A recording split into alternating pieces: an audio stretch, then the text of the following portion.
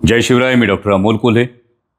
आज एका महत्त्वाच्या आणि संवेदनशील विषयावर हा व्हिडिओ बनवतोय, त्यामुळे व्हिडिओ संपूर्ण पहा आणि हा व्हिडिओ शेअर करायला अजिबात विसरू नका, कारण विषय तेवढा महत्त्वाचा आहे।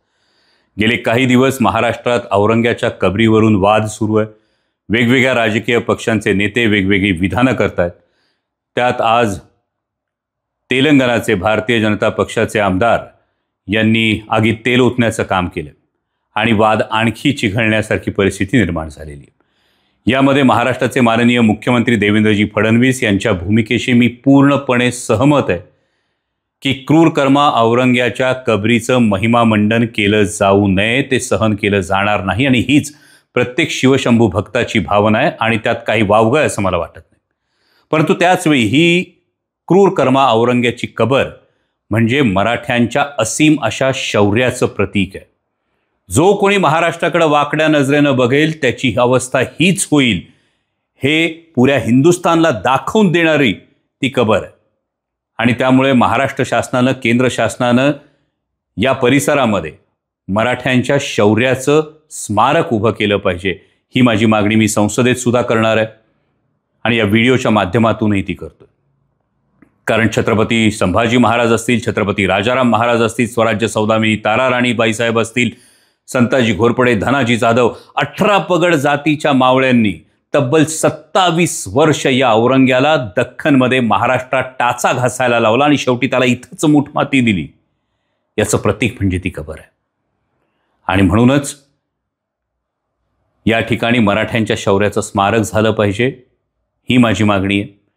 पण त्याचबरोबरीनं महाराष्ट्रातली जी तणावाची परिस्थिती आहे ती पाहता तमाम मराठी तरुणांना मी हात जोडून कळकळीची विनंती करतो की कुणाची राजकीय पोळी भाजण्यासाठी स्वतःच्या भविष्याची होळी होऊ देऊ नका। कारण सत्ता येते जाते, राज्यकर्ते येतात जातात, बदलतात, पण जर याच्या केसेस तुमच्या पाठीमागे लागल्या तर त्या केसेस पायी तुमच्या करिअरची राख रांगोळी होऊ शकते, तुमच्या करिअरमध्ये अडथळे येऊ शकतात। तुमच्या पालकांनी ज्या खस्ता खाऊन तुमचं शिक्षण केलंय, तुमच्या करिअरची स्वप्न पाहिलीत, त्या करिअरच्या स्वप्नांना, तुमच्या आईवडिलांच्या स्वप्नांना कुणाची तरी राजकीय पोळी भाजण्यासाठी नख लागू देऊ नका। कारण एक गोष्ट ही वस्तुस्थिती आहे की कोणत्याही अशांत राज्यामध्ये गुंतवणूक येत नाही।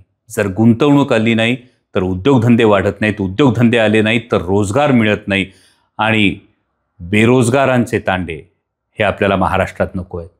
ज्या छत्रपती शिवाजी महाराजांचा आपण आदर्श सांगतो, त्या छत्रपती शिवाजी महाराजांनी ह्या रयतेच्या राज्याचं स्वप्न पाहिलं ना, ते लोककल्याणकारी राज्याचं स्वप्न पाहिलं। उगाच इतिहासातल्या कुठल्या तरी दाखल्यांवरून एकमेकांची डोकी फोडून आपलं राज्य अशांत करू नका, आपल्या स्वतःच्या भविष्यात काटे पेरू नका, ही माझी आपल्याला कळकळीची विनंती आहे।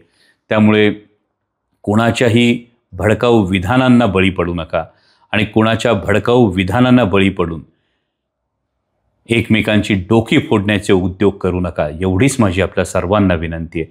पुन्हा एकदा क्रूर कर्मा औरंग्याच्या कबरीचं महिमामंडन होऊ नयेच, पण त्याचबरोबरीनं जर अशी अशांतता महाराष्ट्रात त्या उद्दिष्टावरून किंवा त्या गोष्टीवरून पसरली तर एकदा स्वतःला विचारा।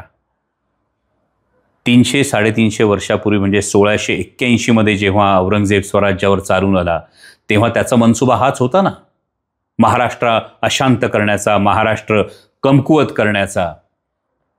मग अशा पद्धतीनं कुणाच्या तरी राजकीय डावपेचांना बळी पडून आपण औरंग्याचे मनसुबेच तर सिद्धीला नेत नाही ना, याचा एकदा जाणीवपूर्वक विचार करा, आपल्या पालकांचा विचार करा आणि महाराष्ट्र हा सुखरूप ठेवा।